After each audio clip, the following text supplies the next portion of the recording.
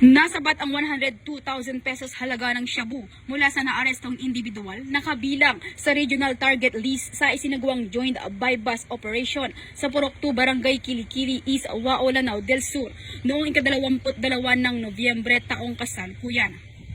Kinilala ni PIDEA BARM Regional Director Benjamin Siricites III ang suspect na si alias Alan, 41 anyos.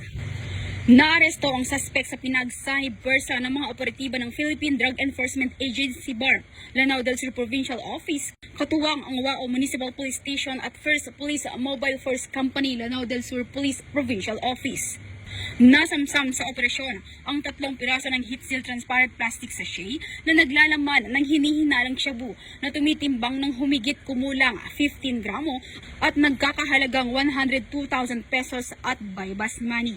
Kasalukuyang nasa kustudiya na ng PIDEA BARM Jail Facility ang suspect at nahaharap sa kasong paglabag sa Republic Act 9165 o Comprehensive Dangerous Drugs Act of 2002.